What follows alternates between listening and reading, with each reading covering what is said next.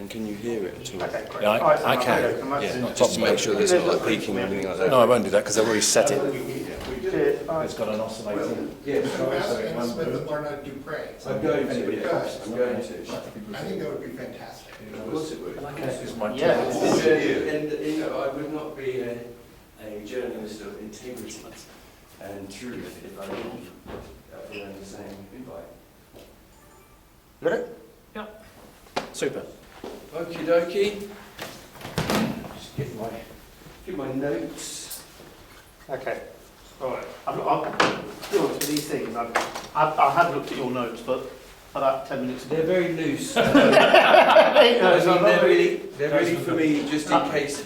I I end up ghosting or something like that. I normally take the view that, kind of the P's, which is, kind of preparation prevents piss poor performance, but I've not necessarily done that today. Well, no, I That's think, an to old be one. honest with you, I'm the same. Yeah. Failure to prepare is preparing to fail, but I don't care about that. I actually think sometimes it's better my preparation is to kind of like clear my mind, Yeah. get some rest. And Well, I've not done that. No, well, you're not going to get much rest, I don't think. I've got two very young children who Oh, are constantly filling my mind with things like, football practice and, Reg was mean to me in school. But anyway, It's not filling their nappies, that's for sure. No. Is everything going? We're good? You thumbs up when you're ready to All right. record. Well, we're basically starting. That's good. So, Okay, and away you go. okay. So here we are. We're going to meet and talk to Paul Bristow, who's running for Cambridgeshire Mayor. Right? Do you want to introduce yourself to the folks at home Great, who well- don't know you and what you're doing, Yeah. or even what a mayor is? Sure. Okay, well, I'm the mayor, not the night mayor. I'm not the mayor, I want to be the mayor. So I'm Paul Bristow, Yep. live just outside Peterborough, Okay. married, two young girls. I was the MP for Peterborough for 4.5 years, and I lost only by a little bit, but as one door closes, another one opens. And here's the opportunity to become mayor for a county that's given me so much. Whittlesea is where I grew up, which is just outside Peterborough. And my history is Cambridge. My parents were both nurses in the NHS in Cambridge, across the entire county. My first job was at a grain store in Wimbledon. I got turned down by Cambridge University. So you dodged a bullet. by lots of people, by lots of other people. But the great thing is, Cambridge has been part of my life all my life, and here's an opportunity to give something back. Fine. So, what is your professional background like before you got into politics, other than the grain store that you mentioned? No, I did all sorts of dodgy jobs when I was a kid, I can tell you. But so after I left university, I had two job opportunities. I could either have become a Club 1830 rep, Right. or I could have gone and worked for the Conservative Party. Which one do you think I chose? Well, obviously you went to the Conservative Party. Well, we did a bit of both actually. Yeah. But but no. So I got a job with Conservatives. Yeah. Okay. So I did that, worked for an MP for a bit until I realised that I was just becoming a professional politician. I had to go and do something else. I had to go out and potentially earn some money and learn other things. So I worked in PR, healthcare PR, did that for a long period of time, and then eventually set up my own business doing healthcare PR. That was in 2010. I did that for 9 years, 10 years until I got elected as the MP for Peterborough. And look, it wasn't the end of the rainbow or anything, but it was my business. Yeah. There was 14 of us, and we worked primarily with medical device manufacturers, a bit of pharma, but mostly medical device manufacturers. But also lots and lots of professional associations, third sector organisations, charities. And it was all about making sure that patients had access to the right therapies. Is that company still going? It is. So my wife, that's where we met, you see. So my wife used to work for me. So she took it over and was a far better business person than I ever was. And she was a proper entrepreneur rather than someone who just likes to talk the game. And so she went on and it thrived. And she sold it relatively recently, a couple of years ago, to another company. So she's now working for that company. Congratulations. Thank Sounds good. Why did you want to become an MP?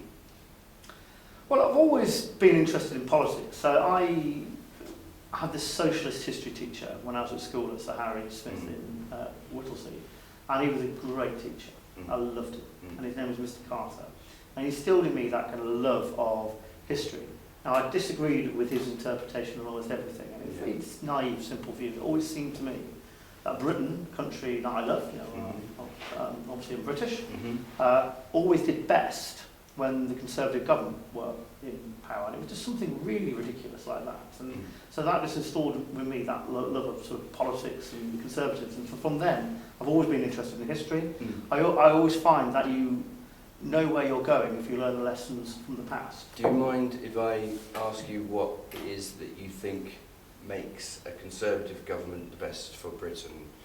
Because I'm sure that there's going to be plenty of people watching who disagree with you. Sure, no, I know there will.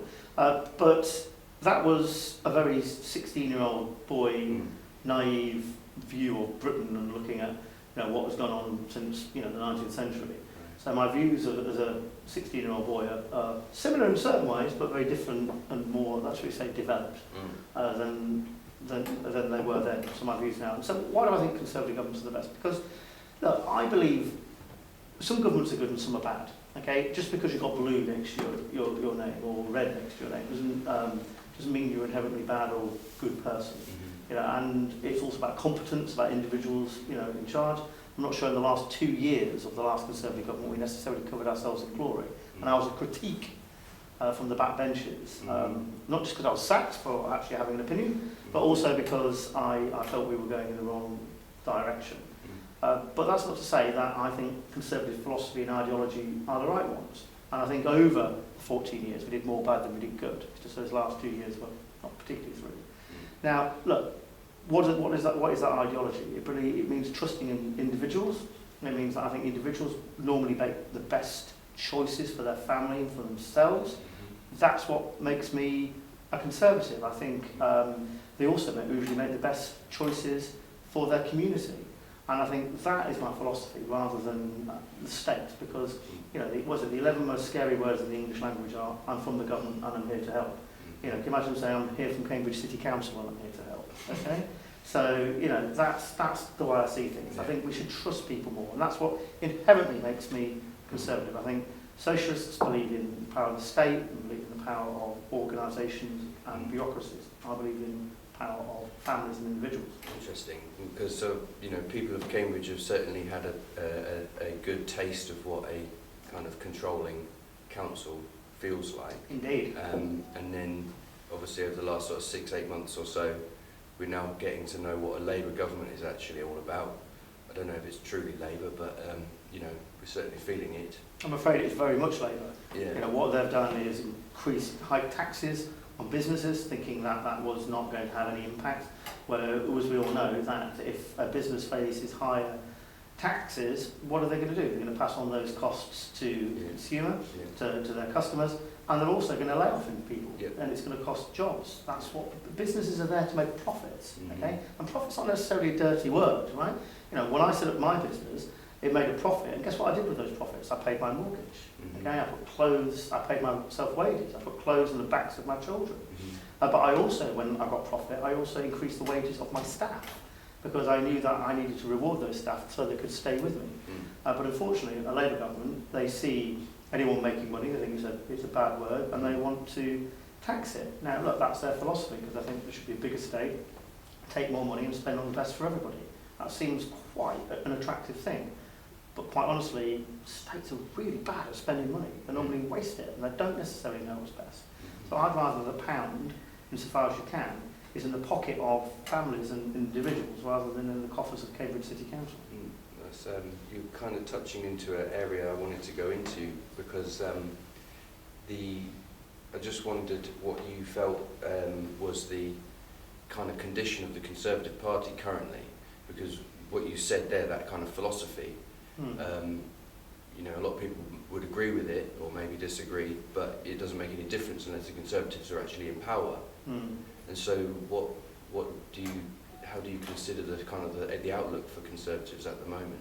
Well, we've just had the worst ever result ever in our entire history. And do you know something? We deserved it. We deserved it. Because instead of listening to the British people, instead of acting on what they felt was best, we listened to ourselves, and we fought amongst ourselves. And I was forever, as a backbench MP. Not that I'm infallible. I'm Mm. fallible like everybody else. Okay, you know, we're all flawed individuals. But you know, I was forever saying, look, you know, the people of Peterborough, where I was the MP, are telling me this, this, and this. Mm. This is what we need to focus on. Is that changing, or are they still fighting amongst themselves? No, of course it's changing because you know nothing. Look, the first thing you need to do when you have been wrong and you've done something wrong is to apologise. Mhm. You know, you show genuine repentance. Mhm. You say we got it wrong, and we're going. And then what do? After that, repentance is not enough. You have to demonstrate Mm. how you're going to make it better in the future. Is, We're now in that second stage. is Kemi Badenoch doing that? Is she capable of doing that? Oh, of course. Because I'm out of the loop really on like national politics stuff. Only the name's familiar now on the face, but I've never heard her speak. I didn't follow the leadership race itself. Yeah. Did you support her? I do support her. Yeah. She doesn't suffer fools, which I quite like. You know, Yeah. she cuts through waffle and nonsense and rubbish. Mhm. And she sees the problem for what it is. And I think she understands that we've got to apologise and we've got to now show how we're going to do things better Yeah. and go back to first principles. Yeah. So look, you know, it's easy to be that sort of golf club bore at the end of the bar saying, oh, all we need to do is this, and all we need to do is this, and all we need to do is the other. Being a government's really hard. Mm. Okay, and what you have to do is you have to, instead of taking a chainsaw to everything, you often have to take a scalpel and you have to think about how we're going to do things better. That's the process that she's going into. Because being in government is really, really hard. And if we're going to earn the trust back of the British people, we have to demonstrate delivery once we win. And so what we're saying has got to be achievable. Mm. And I think that's the process that we're kind of going through at the moment. She began to say, you know, quite interesting things, I think, about immigration, about tax, about our country. You have to go back to first principles. You know, if you've come here illegally, then you should. The common sense is if you're here illegally, then you shouldn't be here. Mm. Now, look, you know, we need to think carefully about what levels of immigration we need, but we certainly don't need hundreds and hundreds of thousands, you know, every year. Mm. And that's the kind of nonsense we've got ourselves into, and I think we're beginning to work that all out. So how worried are you about reform? Well, reform are, look, one of the questions I was kind of expecting to answer at some point was, you know, why are not more people not interested in politics? And I think, you know, small parties or smaller that parties. was on my list. Oh, is it? Okay, Yeah. there you go. Well, smaller parties like the Greens and Liberal Democrats and Reform show it's not just about two major parties. It's Yeah. not that there are entrants into the system. And do you know something? I think that's healthy. Mhm. You know, Reform's got a voice. People are upset with the Conservative Party, upset with the Labour Party, and they've got a right to be heard. Mm. But what you've also got to understand though with Reform and is that they are the golf club at the end of the bar sometimes, and Yeah. things are really easy, and all we need to do is this and that. And I think in recent days we've found actually running a party is not that easy. I mean, they've only got 5 MPs and they've managed to fall out with themselves. Mm. You know, how are they going to react when they've got 200 MPs? Yeah. Now look, you know, Reform are a protest party, but that protest needs to be listened to and listened hard. And lots of people used to say to me, because I only lost by 118, they used to say, oh, it was because of Reform and all those people voted Reform. I bet they're regretting it now. It's not their fault they voted Reform. It's my fault. Mm. I didn't persuade enough of them to vote for me or for the Conservatives. And as long as you kind of understand that and don't disparage Reform and people who support Reform or the Greens or the Liberals or whatever, you know, it's your fault you're not persuading enough people to vote for you. Okay, so going from your experience as an MP, Yeah. as you say, one door closes, another door opens. How did you end up being selected to run for mayor? Because presumably the party had to choose you, or I don't know, how does that work? Well, it's very similar.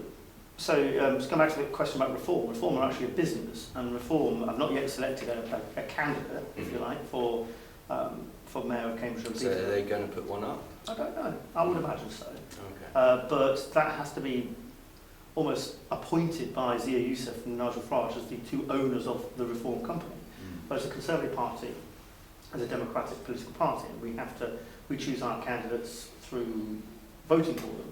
And so there was a big meeting in Whittlesea, my old school as it happened, and we had to choose over a number of candidates, and I was successful and I was chosen, which I was really, really pleased about. But why did I decide to go for it? I mean, I think that's a real question, Mhm. you know, because how many people vote for you in a meeting is neither here nor there. It's about what you want to do. And the reason I want to go for it is because when I was the MP, I kind of felt frustrated a lot of the time.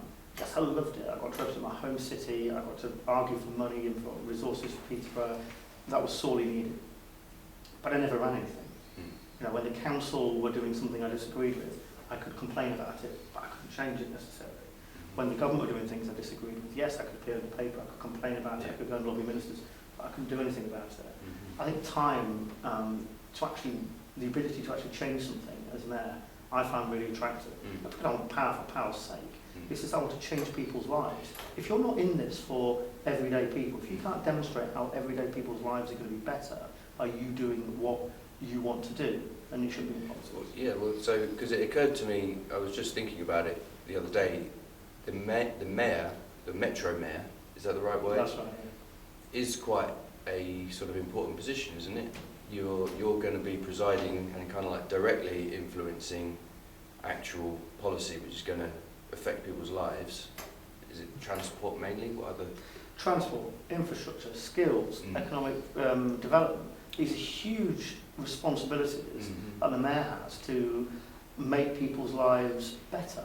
And that's and if you can't demonstrate how you're going to do that's the key in politics. But it's not just about those issues as well.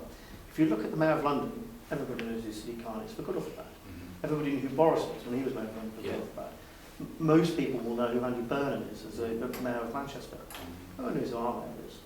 No one knows. I mean, I can wander out in Huntingdon, in Cambridge, in St Neots, Peterborough, Wisbech, and I can count on one hand the number of people who could tell me the name of our mayor. And that matters, because you've also represented an enormous geographical area. It's your job to stand up for this area when the government chooses to do something which will impact it. So, for example, we just had the family farm tax, which is it's going to have a huge impact on farmers in Cambridgeshire. We're a rural county, we produce lots of food, so the best land in the entire country is in Cambridgeshire. Our mayor had nothing to say about that. And there were huge issues about food production, our local economy, how that's going to impact on the size of farms, if they're going to have to start selling off land. He said nothing. Andy Burnham would have been all over this if he represented, and he's Labour, but he'd have been all over this if he represented a predominantly rural county. So is that something that you would potentially be able to affect or influence? Well, certainly lend my support to those who are campaigning against it. People from Cambridgeshire, NFU in Cambridgeshire, farmers from Cambridgeshire, everyday people in Cambridgeshire. They need a voice, right? And a mayor has the ability to talk to people, talk for people, whether it's in Sawston in South Cambridgeshire, or whether it's just outside Wisbech in the Fens. It's the same issues. And we need a mayor who's willing to stand up and talk about this. But it's not just about that. It's about, look at life sciences.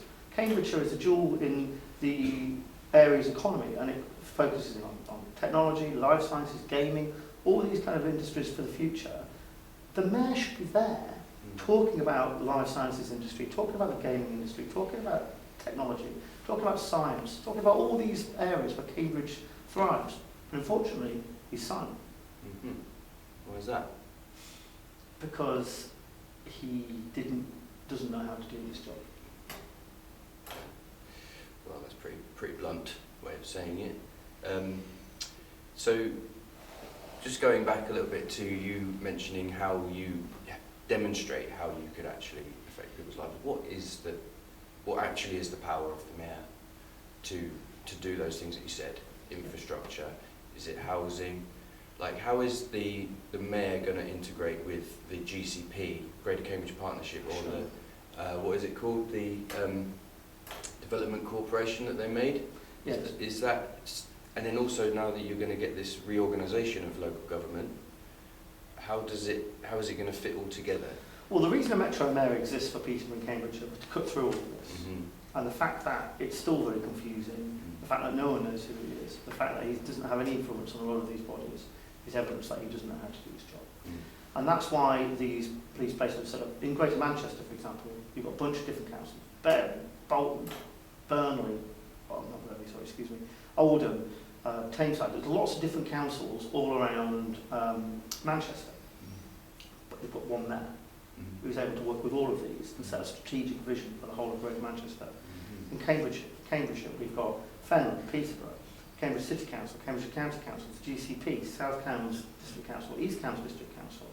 We've got, as you quite already said, the GCP, we've got the New Development Corporation. Yeah, we need someone who's got the ability to be a figurehead and bring all of these bodies together and create a consensus about what we need to do. Okay. What is the vision then for the Cambridgeshire and Peterborough? You said somebody needs to be able to create a cohesive vision, a development strategy, bring all of these people together, lay it all out for us. Okay, I think we face three fundamental problems as a county. Right. One is around South Cambridgeshire, around South and East Cambridgeshire, getting about our transport infrastructure. We're going to have lots and lots of homes done to us, if you like. In South Cambridgeshire, we need a solution to that issue.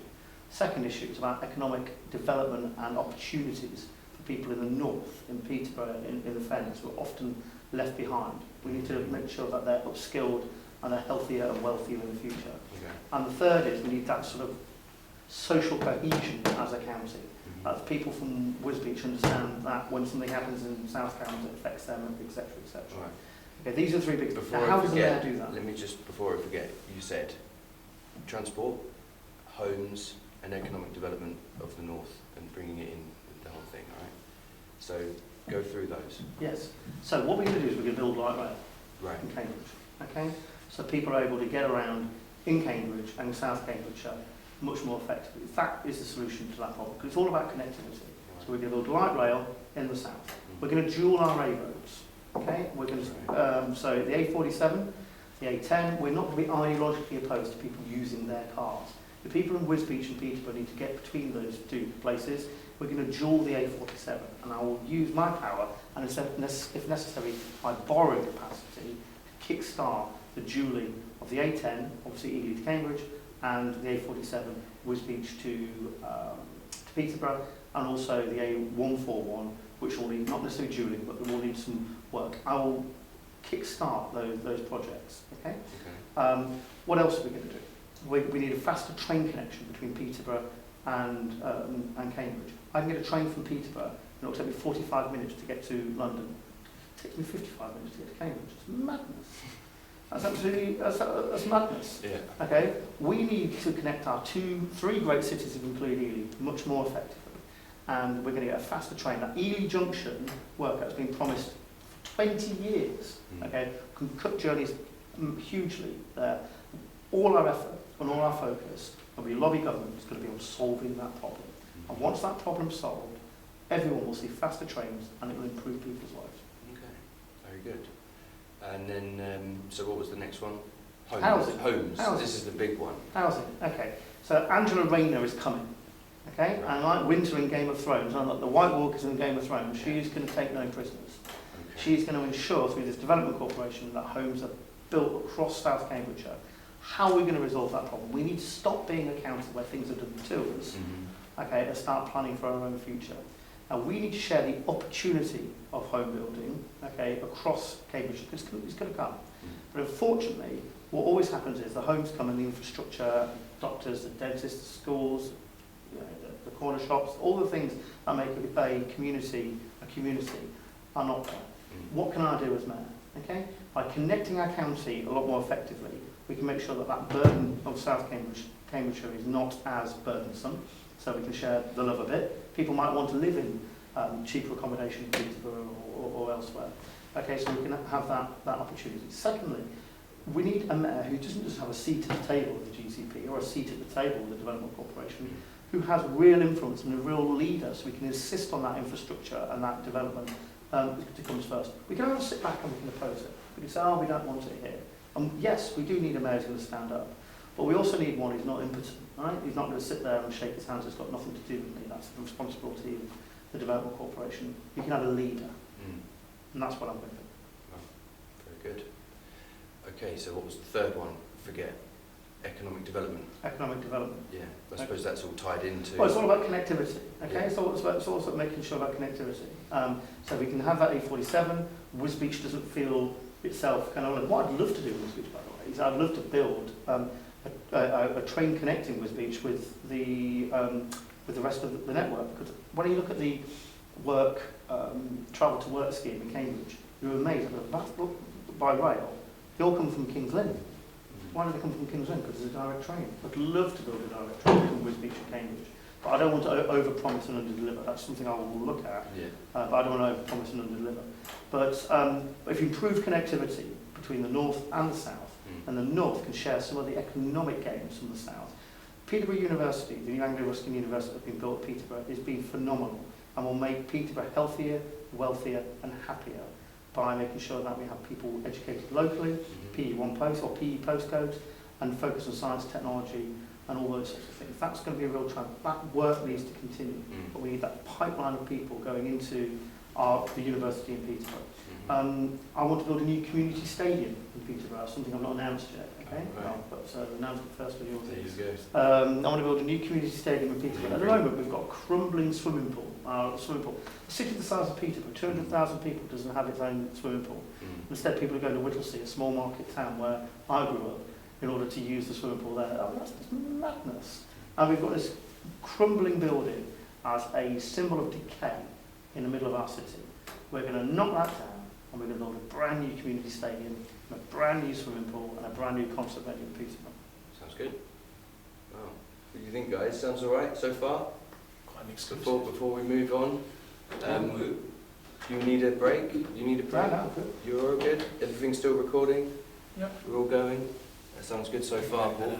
To say? Just I'm one glad that second. you know what you're talking about, because one I second. don't. But waffled a little bit. Sorry, buddy. We're just going to do this a little bit further down because you're very close to your mic there. Thank you. So, And yeah, let's. You're joining us again. Welcome back from the toilet break. This is Paul Bristow talking to. Well, this is William Bennell talking to Paul Bristow. We're now going to get into the actual here and now.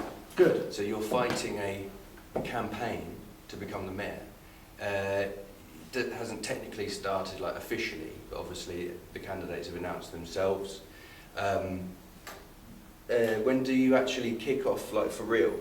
So I think the sort of the regulated campaign period starts towards the end of March, and then you've got 5-6 weeks. Yeah, because I got one of these through.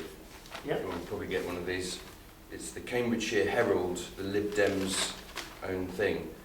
May County Council elections are just weeks away. Across Cambridgeshire, it is the Lib Dems who are winning. Well, they fancy it, I think. But then it says, in the race to be the next mayor of Cambridgeshire and Peterborough, one candidate leads the way. Paul Lorna Bristow. Dupre. What do you think of that? Have you got anything to say Well, about I don't know Lorna, but I will just say 3 things. Lorna is a councillor. that? Yeah, She's a councillor. yeah, Councillors are really important, yeah. and they work for their area. We need a mayor. National figure who's going to put Cambridge forward. I'm afraid that's not Lorna Dupree. If it was, Lorna wouldn't stand for council. She stands for county council on the same day as she's standing to become mayor. And the irony is, if she does and she becomes mayor and she wins both, she has to resign as a councillor. I mean, she's got some sort of job identity crisis. Which job does she want? Does she want to be mayor or does she want to be a councillor? If she's elected for both, she'll have to resign and cost the taxpayer tens of thousands of pounds for another by-election. She needs to, you know, the nominations aren't closed, she needs to make a decision, and make a decision now. And the second thing I'll say about Lorna Dupree is I call her the congestion charge candidate. Because she will now run for cover, say, oh, I was against it all along, oh, I did this, I did that. She's the deputy leader of the Liberal Democrats, okay, on Cambridgeshire County Council. And Cambridgeshire County Council has been run by the Liberal Democrats for the last 4 years. Her record is their record, okay? And they were certainly weren't saying these things when she was there. So she is the congestion charge candidate. And whether we believe this is over or not, it's not over, because it's in the Mayor's transport plan. He changed it from road charging, and it now says revenue raising and demand management. Now, you know, I don't think people are stupid. I think that means congestion charging or road charging, don't you? Yeah. And the Liberal Democrats were behind it the entire way, and she must own that record. Why are they so determined to bring road charging in? You know, it seems to me that paying tax on fuel is road charging. Yeah. You know, because you're pay as you go, but then it's just a tax on top of another tax. Well, they don't want you to use your car in Cambridge, and they think the best way everyone should be riding bikes, everyone should be using public transport. And look, you know, in an ideal world, that would happen. But there are so many people who, for them, using their car is not a choice. It's they have to use a car because they are perhaps not fit enough or infirm enough to or have the skills to use a bike. They may, for example, not have good public transport that they can use close to where they live, and they need their car. Or if they're working, they'll need a van for their tools. You know, you can't carry a bunch of tools on a bike, can you? In quite the same way. No, and it's also about choice, right? Okay, some people for convenience because they want to pick their kids. Want to use their car. It doesn't make them war criminals. People. There's nothing wrong with wanting a bit of convenience and go to Asda, or go to Morrison's or Sainsbury's or whatever in your car. That doesn't make you a bad person. Okay, and people should have the right to use their car and not feel ashamed of it. Now, Liberal Democrat and the Labour Party take a different view. They think we shouldn't be using cars where it's unnecessary, and that's up to them. But look, my firm policy is we're going to build light rail so we have a good public transport alternative in Cambridge. That goes out to South Cambridgeshire and the rural areas as well. But also, people want to use their cars. You're not going to find me telling them they're wrong. Okay? And the war on the motorists ends if I become mayor. So we're going to reopen Railroad Bridge. We're going to stop all these needless diversions, and we're going to rule out the congestion charge for the entire time when I'm there. We're going to rewrite our transport plan, and we're going to make it clear that road charging or demand management and revenue raising is not going to be in there. I don't believe that the modal shift they're talking about, people going from car to public transport, is possible or even desirable. They think 15% of people, the 15% reduction in the number of people using cars around Cambridge, it is not going to happen, especially with our increasing population. Right. And they're going to double the number of people using buses. I'm afraid it's not going to happen. People using buses is good, it's got to be their choice. It can't be compulsory. Absolutely. Where were you, by the way, when all of that was kicking off in Cambridge? So end of 2022, all the way until September 2023, that whole campaign went on, and then they finally packed it in.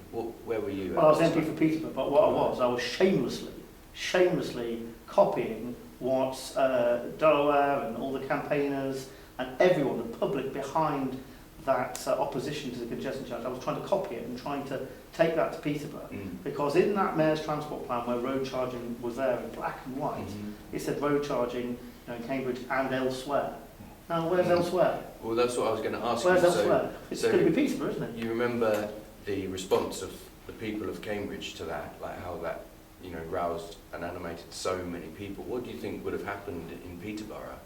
I don't know Peterborough particularly well, because I've been there a few times, but how do you think that the population would have reacted?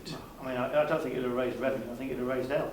I mean, I think people, would have been dead against it in every way forward. And that was what I was trying to rouse at the time. And as a result of what I was trying to do, the then leader of Peterborough City Council, for your listeners to death about the constitutional arrangements of CPCA, but that road transport plan has to be signed off by Peterborough City Council, because it's a unitary authority, and Cambridgeshire County Council, the two leaders. And the then leader of the Peterborough City Council, Wayne Fitzgerald, Conservative leader, he refused to sign it because of the campaign we ran in Peterborough.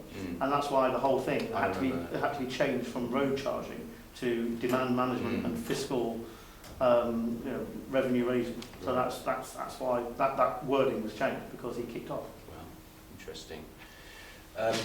Wow, very interesting.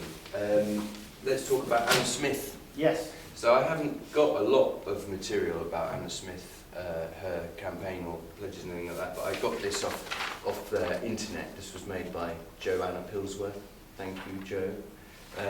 She summarised Anna Smith's position. My plan for our area is fix potholes and improve transport services, tackle crime and theft, build infrastructure as well as new homes, NHS services when and where you need them, more jobs and opportunities for local people. It's basically the generic package. But have you got any more insights into her, what she's up to? Well, I don't know well, and what I'll say is this: she was Nick Johnson's deputy. That by the way, she's just done is just standard. Yeah. You know what I mean? I mean, no one's going to, no one wants a poorly performed NHS, and no one wants poorly performed schools. It's the statement. She's not explaining how she's going to do it. Yeah. But I don't know her well. but she was Nick Johnson's deputy. She works for the Labour MP in Peterborough as his office, I guess. And that's all I really know about her, except for that when she was leader of Cambridge City Council, when she was on the board, when Nick Johnson did find himself in all sorts of problems about his own toxic behaviour and the hundreds and hundreds of thousands of pounds that went on the scandals that he presided over and that bullying, toxic environment, she said nothing. So you touched on an issue there, which I don't know if I was really keen to go into it, but now since you brought it up, we might as well talk about it. The thing with Nick Johnson having to basically issue a unequivocal public apology, yet no one's allowed to know what that apology is for. Yeah, I think I've just told him. Yeah, but I've only ever got like gleaming insights, but I've also heard conflicting, sides of the story. None of them really look very good. So 2 points on this one. First of all, can you shed any actual light rather than just, I don't like gossiping and hearsay and stuff, but the second point is, are you prepared for what you might be getting into? Could similar kind of hot waters, it seemed he had some health conditions because of what he went through, so it's quite a thing that you're stepping into. Well, the thing is that Nick didn't expect to have this job, Right. and Nick didn't know how to do this job. Yeah. I think he, towards the end, kind of began to understand about some of the things he wanted to do, and that's why I think he signed off bus franchising at the last minute. Mm-hmm. So it kind of slightly ties who the mayor will be after the election. But he wanted a legacy. I can get that. I understand that. And when I met Nick, he seems a perfectly decent guy, and I struggled to believe, if I'm honest, that some of the things that were being said about him, but they're actually in black and white. Okay, and I spoke to some of the people directly impacted by the toxic culture and the bullying that went on in his office. What is uncontested? Okay, you can turn around and say, "Oh, was it bullying or whatever?" What is uncontested is, I know it is because I've said I've met those people. What is uncontested is the fact that £320,000 of our money, taxpayers' money, was spent in payouts for staff to avoid employment claims. £650,000 was spent to pay interim staff over and above their normal salaries in these roles. £31,000 was spent investigating the code of conduct complaints about the mayor. £461 was spent on personal protection alarms for the staff who worked for the mayor.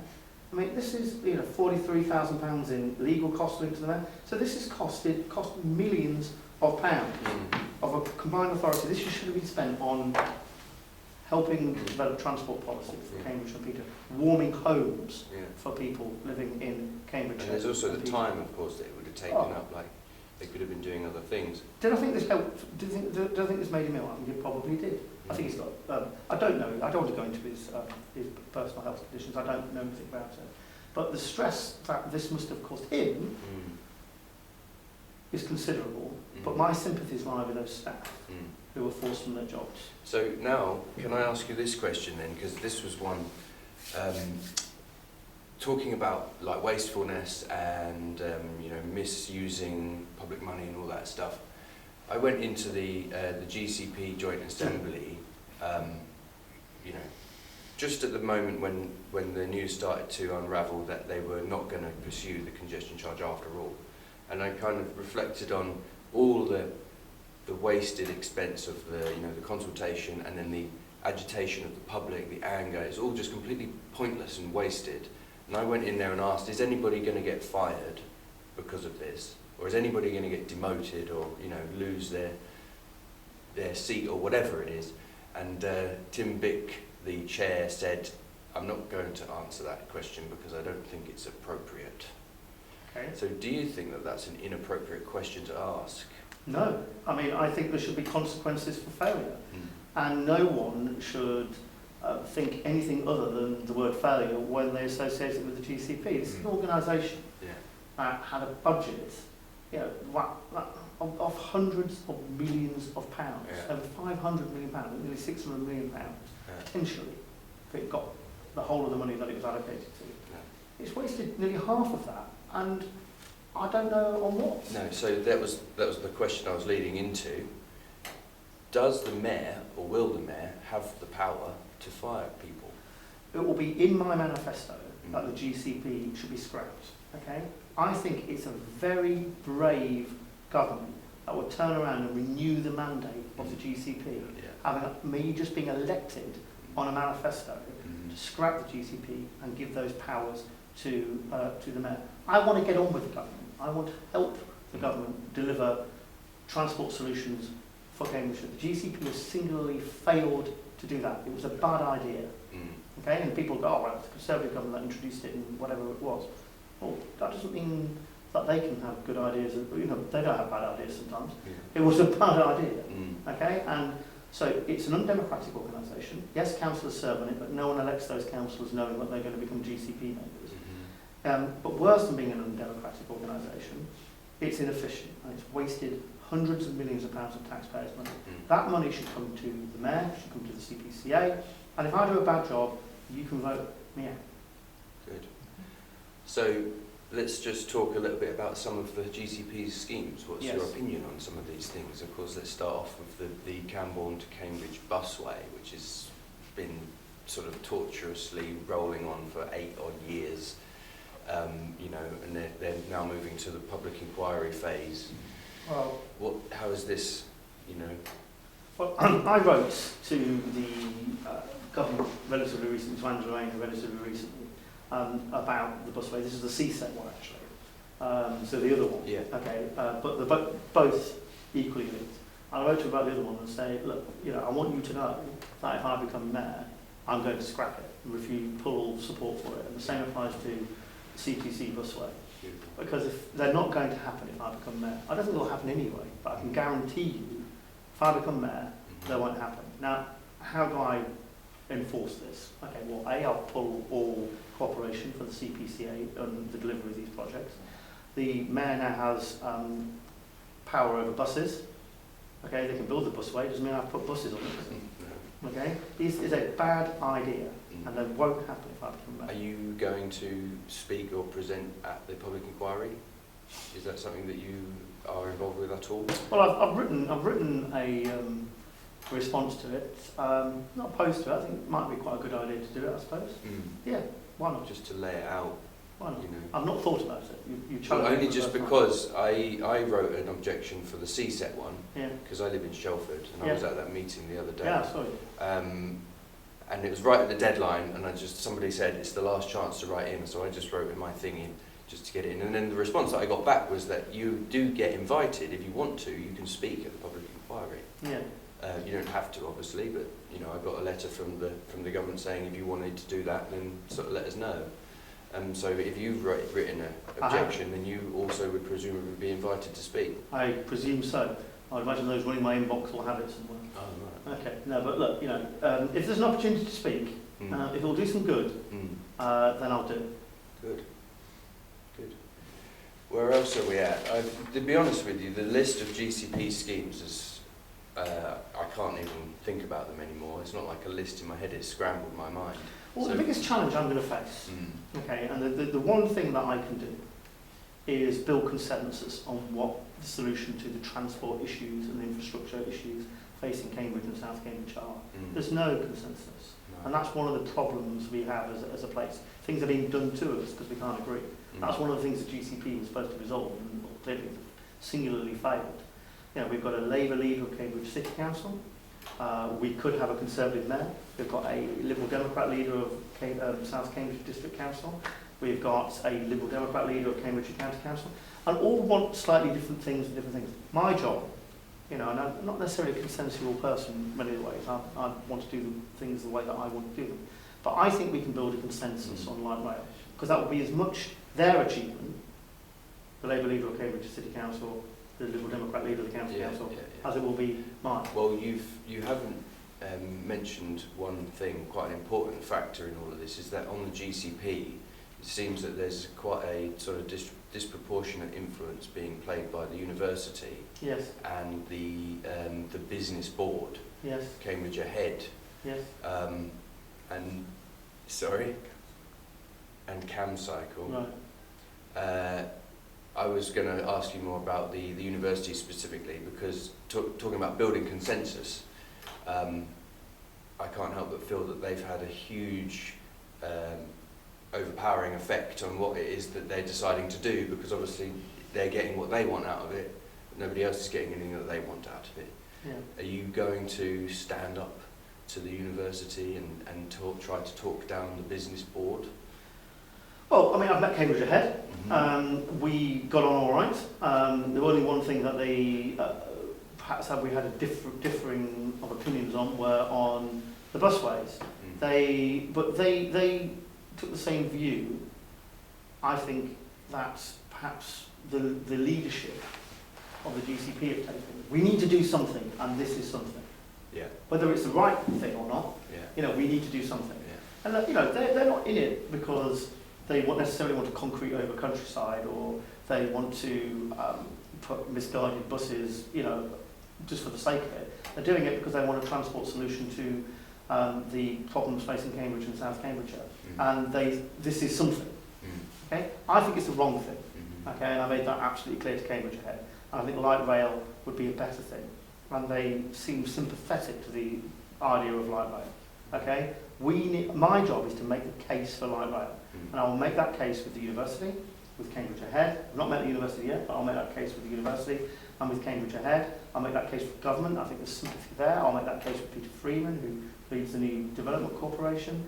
I think, people see another argument someone said to me recently was, well, we shouldn't rush things because technology could change, and that we could invent a new way of transportation.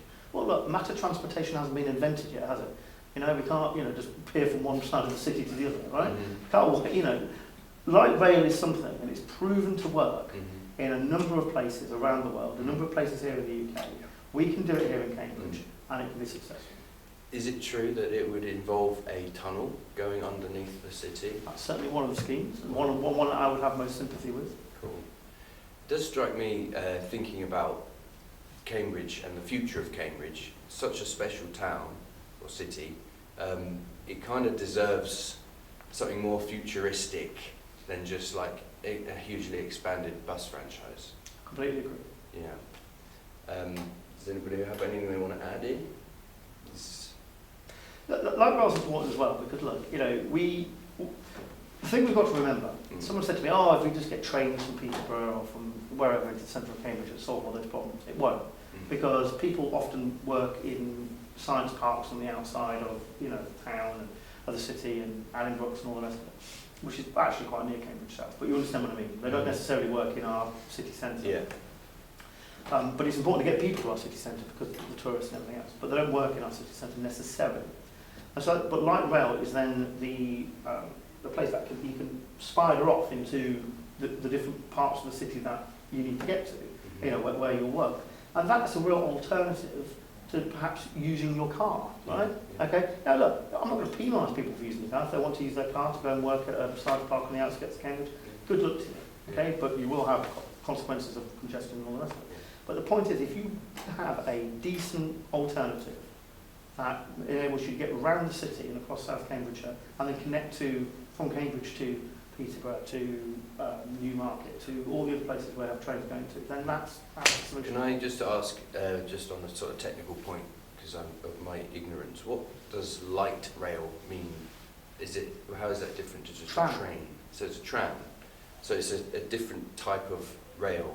Like London Docklands, or perhaps that's Right. knocking on a bit now, but there are better models than that. Okay. But it's like that, yeah. How It would be long do you think that something like that would take? spades in the ground in my first term. Okay, but how long do you think that the whole thing would take to build? Presumably you can do it in stages. You could do it in stages. I think stage one, spades in the ground in my first term. Okay, as mayor. But I would be if we don't have it up and running to some extent after 2 terms of me being there, then what's the point? That's a good point. That's a good point. Do we need a break at all? Yeah, just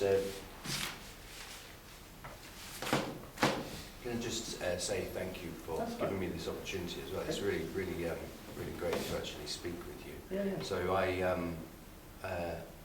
really my kind of intention, my object was to actually get to know you a bit, because obviously when you're just dealing with social media and the newspapers and things like that, you don't know what you're looking at. Yeah. And the whole reason why I even got into the journalism thing in the first place was because you can just go and find out. You know what I mean? Just go there straight to the source and ask the question yourself, and then I get to know. Yeah.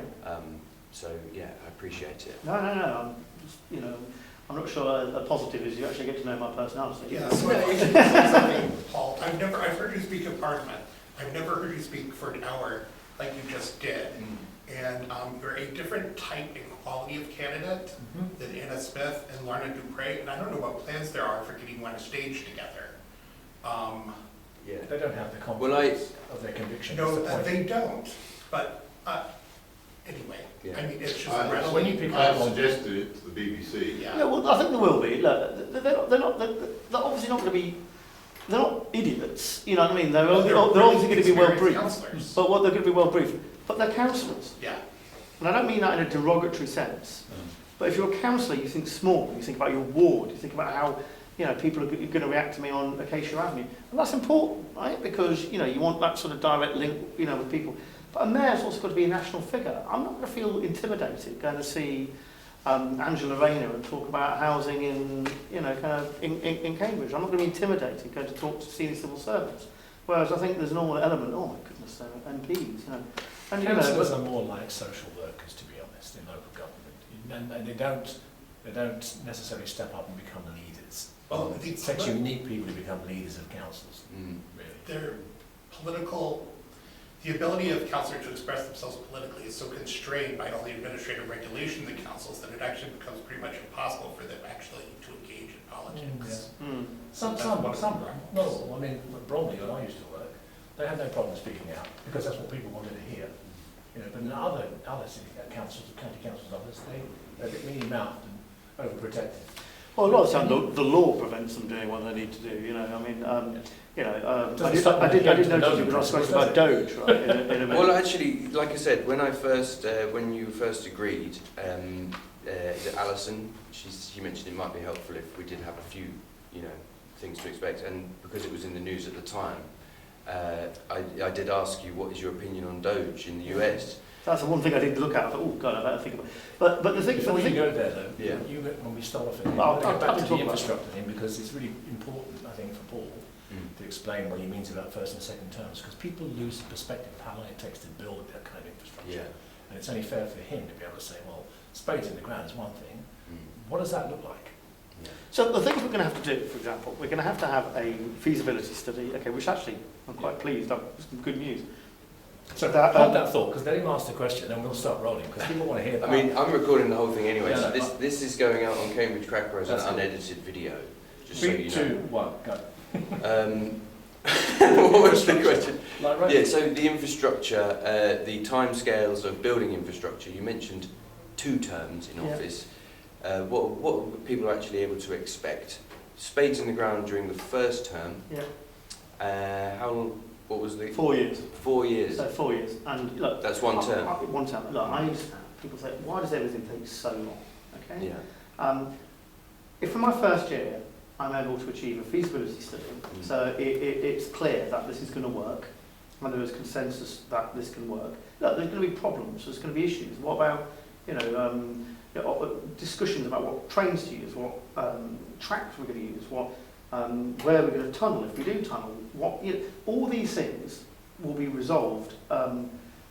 First and foremost, can it work for a feasibility study? And then these are issues that need to be addressed after we've got that. But what we need is that consensus. So in that first year, I've got to go around and make sure that all the other elected representatives in Cambridge and Cambridgeshire, who aren't necessarily going to be predisposed to having to deal with a Conservative mayor because it's been Labour or Liberal Democrat for so long, I've got to get them on board and make sure that this is as much their achievement as it would be mine. If I can achieve that within a year, okay, the first year, I think that would be an incredibly good thing, so that we can lobby together central government for the funds and for the package we need to get this thing built, because it will require businesses stepping up and making a contribution. It will require some contribution from the combined authority, probably through some of our borrowing powers that the combined authority's got, but then it will include significant government investment as well. Now, why would they pay?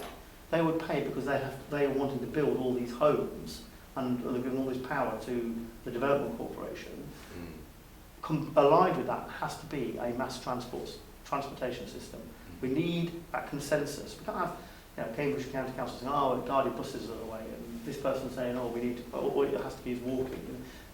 We need a mass transportation system and a consensus on it, and that's the most important thing to build. So that, and in the first term, if we can get spades in the ground, that first section will be built in sections. Yeah. That first section began to be built in the first term. I think that would be excellent progress. And the second term, the following 4 years, we want it up and running, or at least in part. Wow. Okay. Paul, can I just ask, as a businessman based in Cambridge, my main interest involved in the congestion charge battle and Mill Road battle has been the effect on the local businesses. And indeed, the whole tenure of the County Council's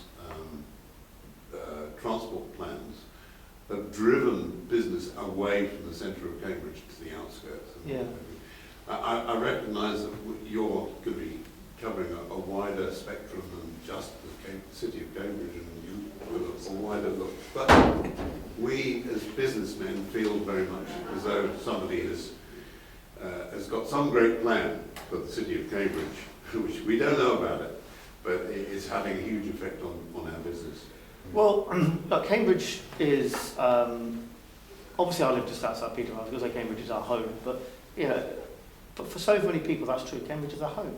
And of course we need tourists in the centre of Cambridge. Of course we need their money. Of course we need people coming into Cambridge to go to the university here. We need them to have a great experience here so they can become the leaders of tomorrow. It's a fabulous university that we've got. But for so many people it's also our home. And we've got to make sure that our city centre works for them. Okay, it's got the shops they can use, it's got the businesses they would like to go to, they can get around in our city centre. So it's got to work for so many different people, and sometimes it's the residents of Cambridge who have forgotten. And particularly low waged as well. Low wage as well, absolutely, absolutely. So, this feels like we covered all the main areas. It's been really, really interesting hearing you speak, and can I just say as well that it's a relief hearing somebody speak so sort of fluently and confidently on what is just like a mass of very dense and complicated issues. So it is complicated. Yeah. It is complicated, but that's not an excuse to be not clear. Okay? Yeah. So for me, sometimes elected politicians, well, there's nothing I can do because of this, or sometimes it's quite complicated, and then the public just turn off. Yeah. Okay? Complicated is right. It is complicated, but that's not an excuse not to be clear. Well, surely one of the most important skills or practices of being a politician is being able to speak. Yeah. You have to be able to speak and communicate. Otherwise, And also take responsibility. Okay? I'm fed up time and time again. We hear council as well. There's nothing we can do. Today we're is it the 13th today? It is. Isn't it? Okay, so we're filming this on the 13th. I don't want to delve into peripheral issues, but in Peterborough tonight, they're about to make a decision to fence off a whole big area of land in the north of Peterborough called Warrington Fields. For years, I've fought this battle as the local MP, okay, to try and ensure that there can be some sort of compromise between the school, who wants to fence off the land for child protection. I understand that, so they have some playing fields they use on a regular basis, and they can use them on a regular basis, and the interests of residents who want an open space where they can enjoy, and they don't have some awful ugly fence surrounding their open space. And the compromise is clear. For years, the council have dodged responsibility, saying it was the Department of Education's fault. It's my fault as a local MP when I was one, because the government was saying this, that and the other. It's the schools. I'm sorry. It's your responsibility as local council. I even had to ask, and Prime Minister's question to the Prime Minister, to get him to say that this is the responsibility of the council and the councillors. Yeah. They try to use the law. They try to use everything to try and absolve blame. And tonight, they're finally going to make the decision. I bet you steak dinner, William, they'll fence it off and they'll say it's not their, they had no choice. But that's the problem with councillors. That's the problem with elected representatives, poor councillors, not all councillors. Poor councillors and poor elected representatives, because they absolve themselves of responsibility. Yeah. This is sometimes right, sometimes wrong, but always certain. Yeah. This is what I'm going to do. This is my plan.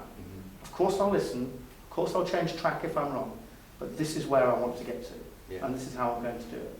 And if I'm wrong, if you disagree with me, if I make a mistake, then vote me out. But if I deliver, support me. Good. By the way, there's a really nice steak restaurant around the corner. How do you like So steak? I'm going to hold you to How do you that like one. steak? I just have medium. Knowing principles as well. Oh well, yeah. So I mean, we do have. I will refer to them. So there's a section of this which is going to be like public questions, because I ask people to contribute questions and things. So I do have a list of those. But I'll just quickly finish off the ones which I thought of. Where did I get to? So I've just, sitting at home thinking what questions I should ask. If you catch someone with their trousers down, what do you do? Pull your trousers up, what are you doing? So, if you get voted Well, it in... depends. I might walk out the room if they're in a very embarrassing predicament. If you get voted in with a voter turnout of only 15 or 20%, or maybe 30 at most, does that then allow you to infer a broad mandate that allows you to change people's lives? Well, I'll be very disappointed if it's that way. I don't think it will be. What do you reckon? Look, there's an election. It's called. Everyone's got the right to vote. Yeah. If I will make my case, and if more people vote for me than any of the candidates, then I'm elected. But I think it would be the responsibility of all the candidates to try their best to raise turnout, and it will be the fault of all the candidates if turnout is so low because we've failed to inspire the public. Well, that's good. Hopefully we can get more people to feel they want to engage, and that their vote might make a difference. Which, Can I just ask, as a result of all the government reorganisation, that there could be a certain amount of voter apathy as a result of that, because people feel that their vote might not count, or things are going to be rearranged shortly? Well, I mean, look, I've got a lot of sympathy with that view, in the sense I think the reason there is a lot of apathy is politicians promise the world and then deliver little. And what Kemi's trying to do is she's trying to get first principles in trying to... She doesn't want another situation where a Conservative government is elected and it fails to deliver, okay? And so she's trying to get first principles and trying to make sure that she's got a clear plan of how she's going to deliver before making promises, and I think that's right. But at the same time, I think it's the responsibility of all politicians to inspire people to actually go out and vote and come up with big ideas, not just more of the same. That's why I talked about that new community stadium in Peterborough. That is easily doable. I'm willing to do what it takes to make that deliver. And there'll be a lot of people in Peterborough come, oh my God, is it actually going to happen? We've talked about a new stadium for Posh for so long. It can happen. And you've got to come up with policies that inspire, just not more of the same. Not, we're going to be less bad than that lot over there. You've got to inspire people to go out and vote. Yeah. Well, that sort of touches on one of my questions, which I was about to lead into, which is now just gone. It was, how are we going to inspire, or how are we going to encourage more young people to get involved in democracy and politics? Yeah. Don't know where I wrote that down. This is sort of... I hear, when I was an MP, I heard colleagues talk about this all the time, and I still hear it all the time. So, bemoan the fact that social media exists, that new forms of media exist, that 24/7 media exists. Talk TV is not going to go away. Independent journalists like yourself are not going to go away. Social media is not going to be uninvented, and you have to be a politician for 2025 rather than a politician for 1985. And you have to kind of understand that things have changed. Not bemoan it, react to it. And that means the ability to do interviews and be accessible to young people beyond social media. Go and talk to independent journalists. Not be scared of actually making a decision and sticking by it. And I think if we do that, I think more young people are more involved in politics now than they've ever been, thanks to social media, because they see it on their social media channels, or might have less faith in individuals and their ability to change. That's because we've got the wrong politicians. What we need are politicians who are going to embrace the changes rather than resist them. Good. Okay, so I'm near the end of mine now, because everything you said there pretty much just encapsulate everything. But I did want to ask you about Doge. We don't have to go deeply into it. I only thought I'd include that question because obviously American politics is completely like mad, like all politics really. And however Doge is being interpreted or actually carried out over there is beside the point really. I'm talking about the principle of kind of digging deeply into government finances and, you know, auditing and stripping down and things like that. What's your opinion on that? Is there a space for that? Yeah, definitely. So I do think we need an element of Doge here in the UK. Now look, when America sneezes, the UK catches a cold. I mean, politics in America does have an impact over here. And vice versa, believe it or not. You know, Brexit became before Trump, remember? You know, and I'm not saying the two are linked, you know, policy-wise, but the momentum of a popular movement was the same. That there is a connection between Cambridge and Brexit and Trump. Is that Cambridge Analytica worked for both of their campaigns. There's actually a book about it. I read it. It's very good. But you know, but the thing is, why do people vote for Trump? Why do people vote for Brexit? It's a slightly different question to ask. It's because they don't feel that the current system works for them. Now, whether those things are the solution or not, that's up to individuals to decide. But if they feel that the current political system is not working for them, not just the current political system, the current economic system, the current system of public services is not working for them, then don't be surprised if they look elsewhere for solutions. Now, do we need a sort of Doge? I think we do, especially in our public sector. One thing I hate is the tyranny of HR. So in the past, what you were able to do is you were able to turn around and go, right, do you know something? I like that guy, I like that person, I like that. I'm going to take a chance on them. Instead, you know, we can't do that now. We've got to fill out a 42-page document showing their commitment to diversity that excludes, and we only ever need people who think in this particular way and that sort of, you know, makes the world takes all sorts of different characters and it makes the whole world to go around. You know, we need that sort of freedom, and companies are going the same way as well. I absolutely can't stand it. But it's not easy. Okay? Being in government is not easy.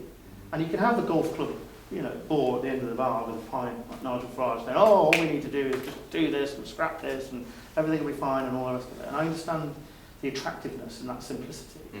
Okay? But Doge is only possible if you take a scalpel rather than a chainsaw. Because a lot of things like diversity, equality and inclusion officers, a lot of things like planning legislation that takes so long to build anything because you've got to deal with environmental consequences and all that stuff. It's the law. Okay? It's what the law requires you to do. Okay, so no one goes into local government wanting to make things probably much more complicated than they are. It's just the law. So the way you deal with it is with a scalpel, you change the law. Okay, you scrap the laws and you unpick it bit by bit by bit by bit. And instead of gold plating laws, look at DEI legislation.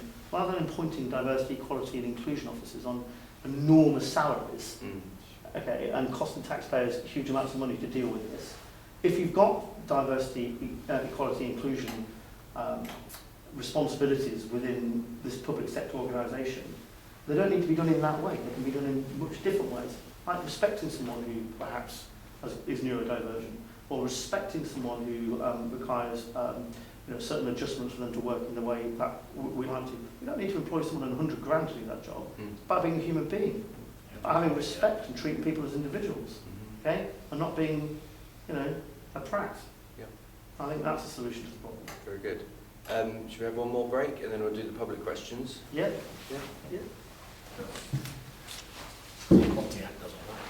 Yeah, is DEI a thing over here? Like, I know that they have it in America. It's quite a big, huge thing over there, but is it actually in the legislation here? We've got the Equality Act, so it's not quite the same. But it's gold plated. So the council will turn around and say, well, look, the Equality Act means you have to do this and that. No, it doesn't. It means you have to pay you have to have some sort of responsibility towards it or pay some sort of relevance towards it. I mean, the way to do that is employ someone on 100 grand a year. That's true. That's true. It's a bit of a grift, actually, don't you think? No, it is. Got like There 4 you go, days. Neil. I'm Oh. going down too short. Yeah. Thank you, Paul. That's been very insightful. Okay. I've got to put you off, hopefully. I don't know what I was doing that for. See you later, Neil. I love your voice, by the way. Your voice, you could pay, honestly, if you were ever like a, what do you call it? Voice A narrator. over. You could do a voiceover, yeah. A narrator for like, you know, my daughters love the Mr. Men, right? Mm-hmm. And Arthur Lowe used to do the Mr. Man That's right. TV program. You've got a voice like him. Oh, You could make an absolute fortune. I'll give It's it in it for when a new career of mine. Wait for his next video. Thanks a lot. See you later, Neil. Okay. I'd like to go and say he's got a voice for radio, but you know, that people might get a bit offended by it. There's no voice for radio, don't there? Yeah. Okay, so I've just got a few. You ready going? Yeah. Action. Okay, so Paul, we've had a really, really fascinating, insightful conversation. I also asked other people, so I just used social media, said, does anybody want to ask a question for Great. Paul? So I've got just a few here. You know, I didn't get a huge response. Okay. I got enough. Far away. So the first one is, what steps would you take to depoliticise the local authority? Okay, well, first and foremost, it's about politics are responsible for a lot of the malaise we find ourselves in Cambridgeshire, because people are too busy using what's lawfare against one another a lot of the time, using the legal processes to bring down their political opponents, and rather than sitting around having a drink. Is that what happened with Nick? Is that what you call lawfare? No, because I think there was I think Nick needed people to help him run this organisation because he didn't know how to do his job. He chose the wrong people who were bullies and bad people. Yeah. But how do we take politics out of it? First, we've got to build that consensus around things like, oh yeah, they can knock hell out of me, I don't care. They can say I'm doing a bad job on all this, but as long as you can get agreement on things like rail, I think we're going to have a lot of fun and can achieve it. But when you say politics, there's also another thing. I've said leave politics to the mayor when it comes to the CPCA, the Combined Authority. So that means they're still wasting hundreds of thousands of pounds or thousands of pounds on promoting veganuary, okay, for Cambridge. A 4-day week, for example. You know, these show your values as individuals. You know, putting your pronouns at the end of emails and things. If people want to do that in their private lives, it's entirely up to them. If people want to be vegan, good for them. It's pretty good for their health. Good on you. You know, I really want. But we shouldn't be forcing this stuff on other people. It's certainly using taxpayers' money on other people. Let people have the information, let them make their own choices, and we shouldn't be forcing it and be political in that sense. Good. Technically, if you don't mind me just saying, the question was, what steps would you take Oh, right, well, to depoliticise? Well, first off, I'm going to treat people as individuals and human beings. I'm far more interested in their character and their politics, and hopefully we can take politics out of issues like rail. And when it comes to the public organisation, the Combined Authority, all politics is going to be left in me.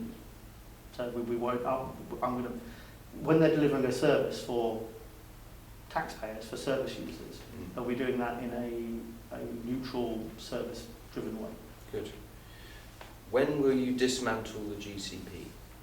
I will say on day one, if I'm elected, this is a mandate to scrap the GCP. I will immediately be writing to the Secretary of State saying I was elected on this to scrap the GCP.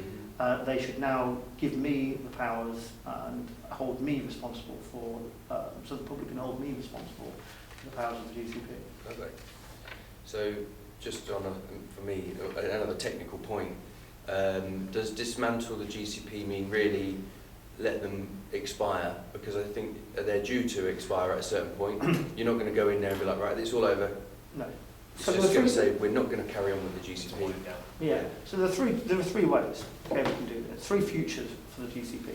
Okay, one is they have their mandate renewed, and they continue to do the things that they're doing, wasting public money and being unaccountable in wherever they are. The government may choose to do that. Okay?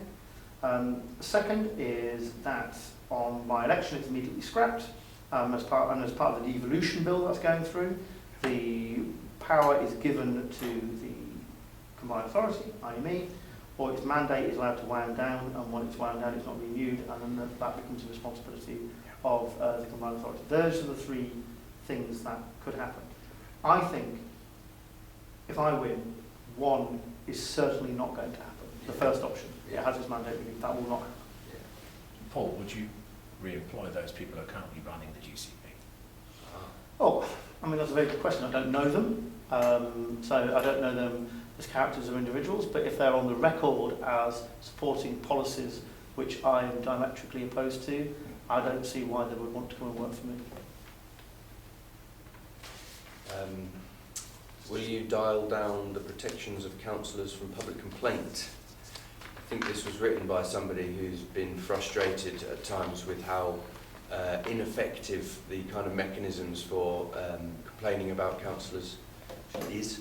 You often end up getting sent round the garden path, as it were. Well, I wouldn't have the responsibility for monitoring and I wouldn't have the responsibility of the monitoring officer in each individual council. So I wouldn't have power to change the way councillors have to behave or are available for scrutiny.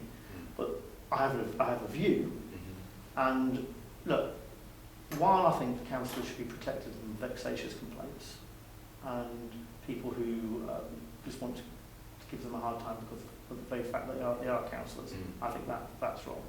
But I also think councillors should be accessible and challengeable by the public, and if they're not, they're poor councillors and they should be voted out. Very good. Do you know the Nolan principles? I do. Can you list them? No. But, you know... Are you going to memorise them and put them on your wall? You know, Do you know how many there are? 8.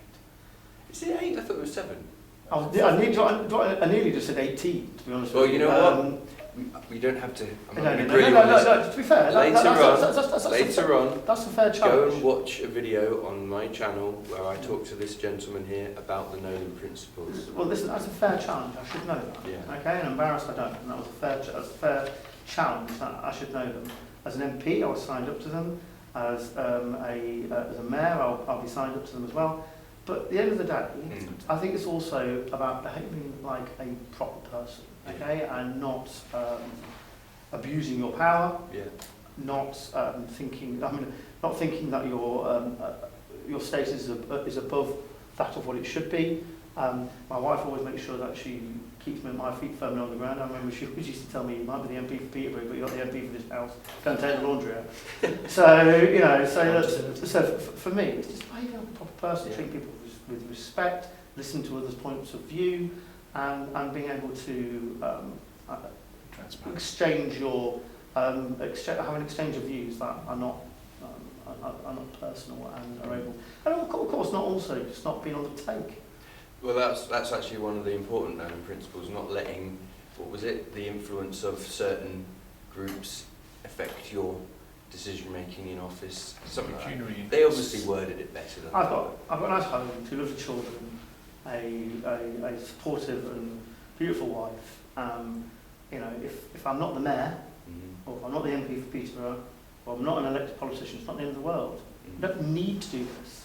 It's the end of the world for us. I want to do this. I want to do this. And so, but if it doesn't work out for one reason or another, that's fine. I don't need to be on the take.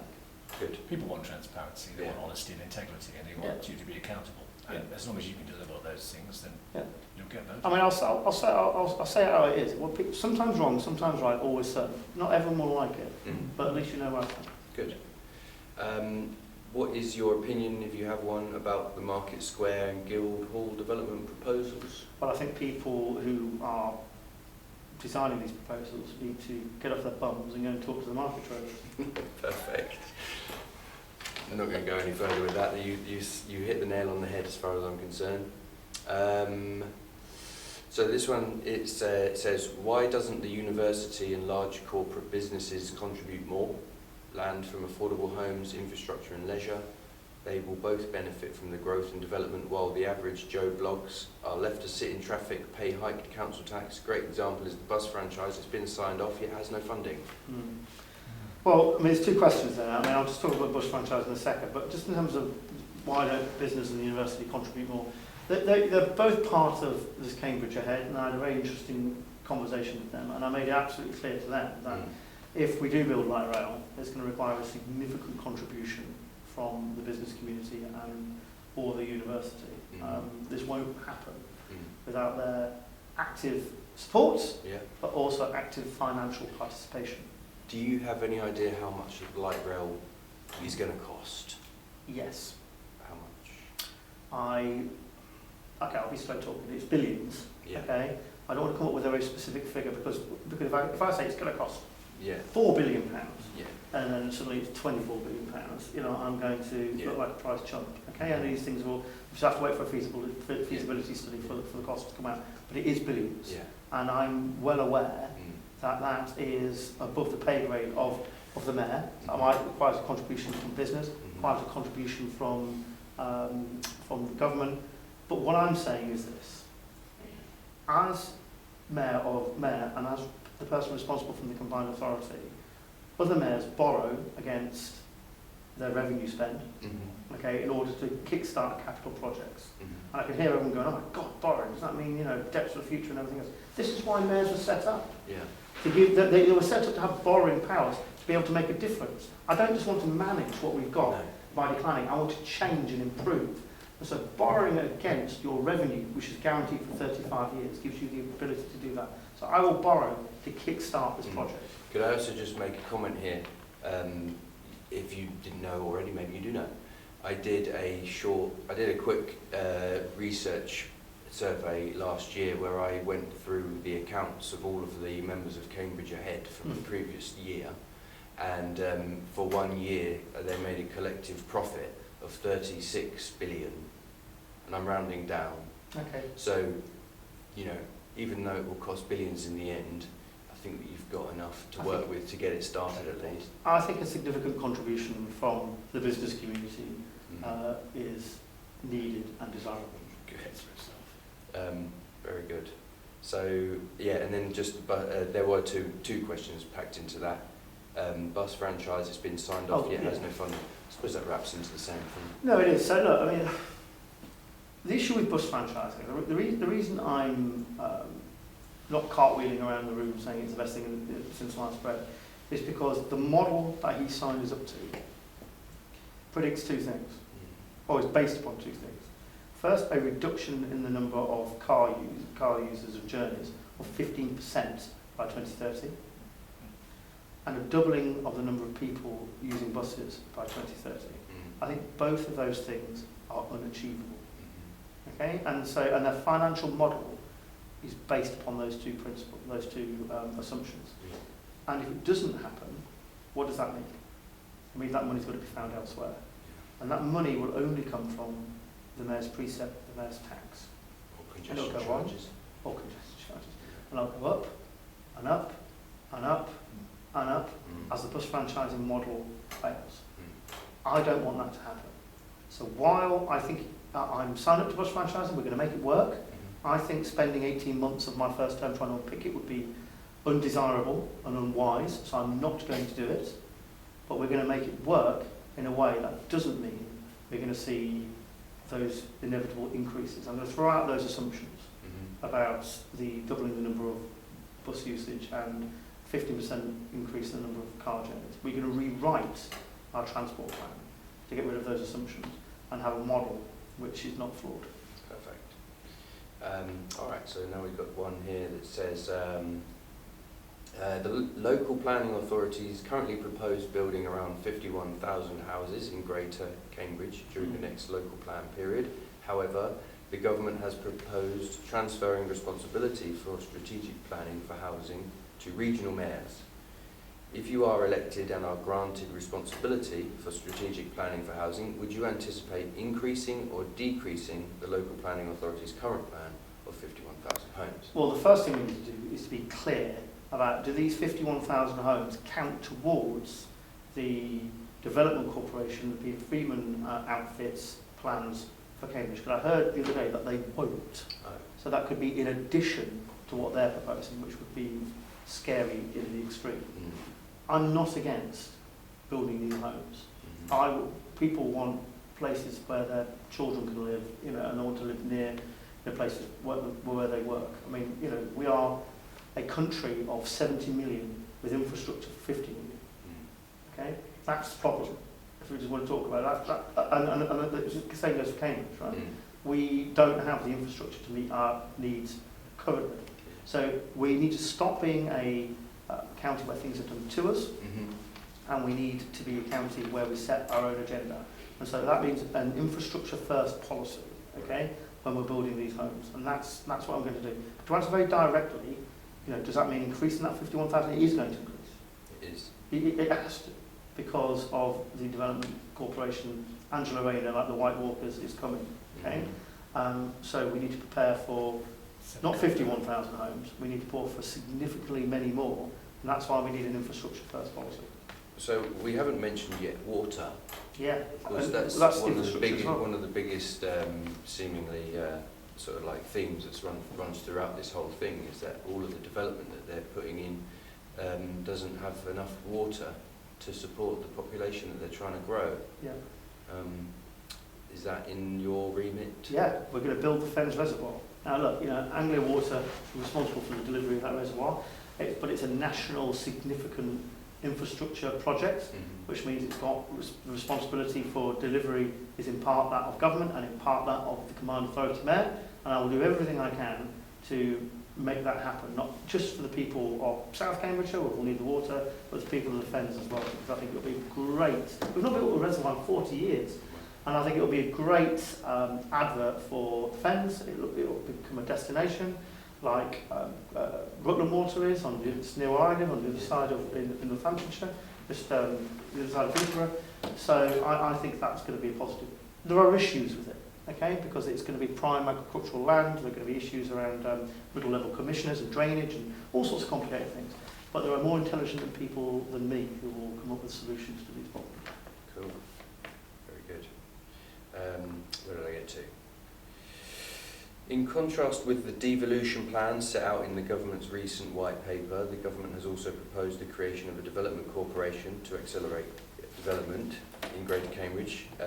Although the precise powers of the development corporation has yet to be determined, if the government were to consult you, as the newly elected mayor, what mechanisms would you propose for ensuring some level of local democratic accountability for the new development corporation? I should lead the development corporation. Okay. Just straightforward like that. Then, even if you don't like what I'm doing, you can vote me out. Okay. Then you've got democratic accountability. Is that likely? Would they go for that idea? I don't know. You don't know. We're going to put it to them. Let's find out. We're going to put it to them. Look, what I won't be is a passenger. I won't turn around and go, that's got nothing to do with me. I'm just going to focus on this over here and buses. And, you know, I want to be, buses are important, but I also want to be part of conversation about the biggest thing, which is going to impact Cambridge and South Cambridgeshire, which is development and infrastructure. You know, if you don't want to be involved in that, why do you want this job? That's the biggest issue affecting South Cambridgeshire. If you don't want to be leading that or have a major role to play in that, well, what's the point in it? I got to the end of my questions, Paul. It's been absolutely amazing. Great man. Thank you. Cheers, William. Cheers. Take care. All right? Yep. Thank you, Paul. Let's decommission I that. thought you were going to hug me then for a second. There you go. It's true though. You don't need a hug. The thing is, if you don't want to be in that conversation, oh well, you know, there's nothing we can do. They go, Yeah. you don't want to be involved in it. What's the point in it? Yeah. Might as well just be a councillor. There's one thing I was going to ask you about was the Oxcam train line. Glad you didn't.